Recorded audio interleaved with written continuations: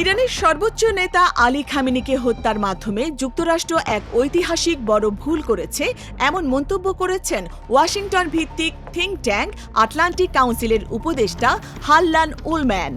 তার মতে এই হামলার পর মধ্যপ্রাচ্যে সংঘাত আরও ভয়াবহ রূপ নিতে পারে।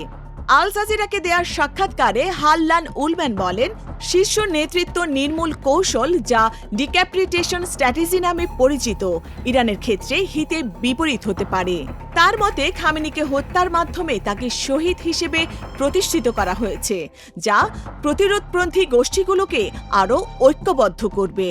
উলম্যান সতর্ক করে বলেন, সুপ্রিম ন্যাশনাল সিকিউরিটি কাউন্সিলের চেয়ারম্যান আলী লারিজানি অত্যন্ত দক্ষ ব্যক্তি। তার হাতে নেতৃত্ব গেলে ইরানের অবস্থান আরও কঠোর হতে পারে। তিনি আরও বলেন, জানুয়ারিতে ভেনেজুয়েলার প্রেসিডেন্ট নিকোলাস মাদুরোকে আটকের পর দেশটি যেমন নমনীয় হয়েছিল, ইরানের ক্ষেত্রে তেমনটি ঘটার সম্ভাবনা নেই।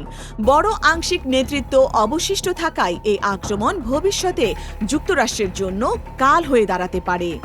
খামেনির মৃত্যুর পর ইরানের বিপ্লবী গার্ড বাহিনী ইসলামিক লিবারেশনারি গার্ড কর্পস এক শোক বার্তায় জানিয়েছে, তারা ইসরায়েল ও মধ্যপ্রাচ্যের মার্কিন ঘাঁটিগুলোতে ইতিহাসের সবচেয়ে বিধ্বংসী আক্রমণাত্মক অভিযান শুরু করতে যাচ্ছে।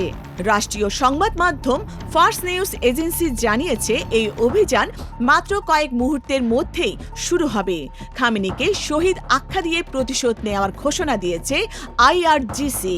ইরানি কর্তৃপক্ষ জানিয়েছে, রোববার ভোরে নিজ দপ্তরে দায়িত্ব পালনকারী খামেনির মৃত্যু হয়। তার স্মরণে দেশটিতে 40 দিনের রাষ্ট্রীয় শোক ঘোষণা করা হয়েছে। অন্যদিকে মার্কিন প্রেসিডেন্ট ডোনাল্ড ট্রাম্প তার সামাজিক মাধ্যম ট্রুথ সোশ্যালে দেওয়া পোস্টে খামেনিকে ইতিহাসের অন্যতম নিকৃষ্ট ব্যক্তি বলে উল্লেখ করেন। ট্রাম্প দাবি করেন, মার্কিন গোয়েন্দা সংস্থা ও অত্যাধুনিক ট্র্যাকিং প্রযুক্তির মাধ্যমে নিখুঁতভাবে এই অভিযান পরিচালিত হয়েছে। তিনি আরও বলেন, ইরানের বিপ্লবী গার্ড, সেনাবাহিনী এবং পুলিশের অনেক সদস্য যুদ্ধ করতে আগ্রহী নন এবং তারা দায়মুক্তি চাইছেন।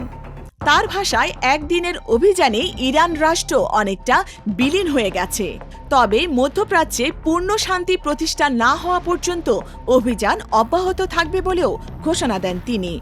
বিশেষজ্ঞদের মতে এই হত্যাকাণ্ড মধ্যপ্রাচ্যে নতুন করে বড় আকারের যুদ্ধের ঝুঁকি তৈরি করেছে। এখন প্রশ্ন, ইরানের পরবর্তী নেতৃত্ব কে নেবে এবং এই সংঘাত কোন দিকে মোড় নেবে?